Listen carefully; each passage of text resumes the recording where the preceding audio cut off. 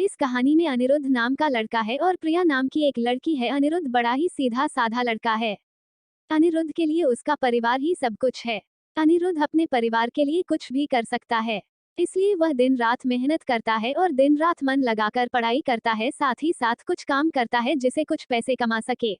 अनिरुद्ध दिन रात इसलिए मेहनत करता है ताकि वह पढ़ लिख कर कुछ कर सके, बड़ा आदमी बन सके और अपने परिवार का नाम रोशन करे। अनिरुद्ध की यही ख्वाहिश थी कि अपने माँ बाप को वह खुशी दे सके जिसके वह हकदार है। अनिरुद्ध इंजीनियरिंग करता है, साथ ही साथ वह पार्ट टाइम जॉब भी करता है। अनिरुद्ध चाहता है कि वह बहुत बड़ा आदमी बने, उसे अपने करियर में सक्सेस मिले, ताकि आगे चलकर उससे उसके परिवार को किसी भी तरह की मुसीबत का सामना ना करना पड़े।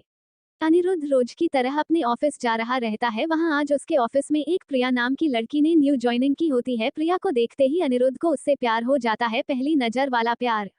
प्रिया भी अनिरुद्ध की तरह ही सीधी सादी लड़की होती है जिसके लिए उसका परिवार और उसका फ्यूचर ही सब कुछ है। वह अपने माँ बाप का हाथ बटाने के लिए पढ़ाई के साथ साथ पार्ट टाइम जॉब भी करती हैं। प्रिया लेकिन अनिरुद्ध से थोड़ी सी अलग है। अनिरुद्ध अपने माँ बाप के कहने पर चलता है, जैसा वह कहते हैं वो वैसे ही करता है, लेकिन प्रिया अपने सपनों को जीना चाहती है। वह अपने सपने पूरे करना चाहती है, उसका जो दिल चाहता है वह वही करती है। उसने कभी दुनिया की फिक्र नहीं की, लेकिन उसके परिवार की पुरानी सोच उसके सपनों के आड़े आ गई, इसलिए प्रिया अपने सपने अब तक जी नहीं पा रही थी। पर उसके मन में अभी आशा जगी हुई थी, उसका भगवान में भी काफी विश्वास था। उसे यकीन था कि एक न एक दिन उसके सपने जरूर पूरे होंगे। जब अनिरुद्ध और प्रिया की पहली मुलाकात हुई, अनिरुद्ध उसे अपना दिल दे बैठा। उस दिन से दोनों में दोस्ती हो गई। उस समय लड़के का चेहरा उतरा हुआ था। लड़की के पूछने पर वह रुआंसा होकर बोला, जान, मैंने अपने घर वालों को बहुत समझाया, पर वे हमारी शादी के लिए तैयार नहीं हैं। उन्होंने मेरी शादी कहीं और पक्की कर दी है। ये सुनकर लड़की का कलेजा फट पड़ा। उसका मन हुआ कि वह जोर जोर से रोए, लेकिन उसने अपने जज्बात पर काबू पा लिए और बोली, मैंने तुमसे सच्चा प्यार किया है, मैं तुम्हें कभी भुला नहीं सकती, प्लीज मुझे माफ कर देना। लड़का धीरे से बोला, वैसे अगर तुम चाहो तो अब से हम एक अच्छे दोस्त रह सकते हैं। लड़की यह सुनकर जोर जोर से रोने लगी। लड़के ने उसे समझाया और फिर दोनों लोग रोते हुए अपने अपने घर चले गए। देखते ही देखते लड़के की शादी का दिन आ गया। लड़के को यकीन था कि उसकी शादी में उसकी दोस्त जरूर आएगी, पर ऐसा नहीं हुआ। हाँ, लड़की का भेजा हुआ एक गिफ्ट पैक उसे जरूर मिला।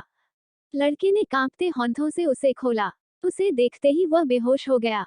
गिफ्ट पैक में और कुछ नहीं, खून से लथपथ लड़की का दिल रखा हुआ था, और साथ ही में थी एक चिट्ठी जिसमें लिखा हुआ था, अरे पागल, अपना दिल तो लेते जा वरना अपनी पत्नी को क्या देगा। प्रिया को अनिरुद्ध का स्वभाव अच्छा लगने लगा। अनिरुद्ध हर वक्त उससे बात करता, उसका छोटी छोटी चीजों में मदद करता, हर वक्त उसका ख्याल रखना, हमेशा उसे पूछना कि उसने खाना खाया कि नहीं। धीरे धीरे प्रिया भी अनिरुद्ध को पसंद करने लगी थी।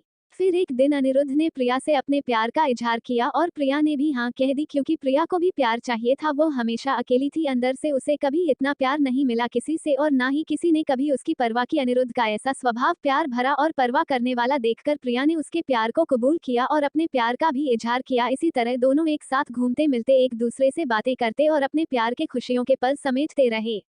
प्यार में मीठी तकरार तो होती है, इनके बीच की तकरार हुई, पर इन्होंने एक दूसरे को समझा, एक दूसरे को संभाला और हमेशा एक दूसरे का साथ दिया।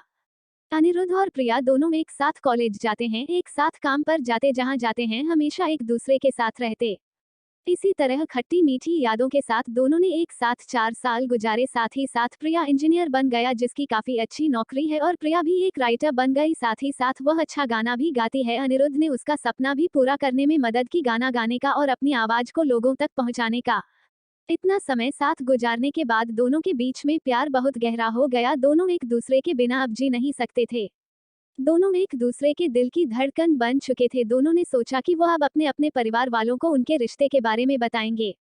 जब दोनों ने यह बात अपने घर में बताई, तब दोनों के ही परिवार वालों ने इस रिश्ते से इनकार कर दिया। इनके दोनों एक कास्ट के नहीं थे, दोनों अलग अलग कास्ट के थे। उनके परिवार वालों को यह मंजूर नहीं था कि उनके बच्चे उनके खिलाफ जाकर, बिरादरी के खिलाफ जाकर, अपनी कास्ट के खिलाफ जाकर किसी और से शादी करें। उन दोनों के परिवार वालों ने उनका मिलना, फोन पे बात करना सब बंद करा दिया। दोनों एक दूसरे के बिना रह नहीं पा रहे थे। दोनों एक दूसरे की याद में तड़प रहे थे।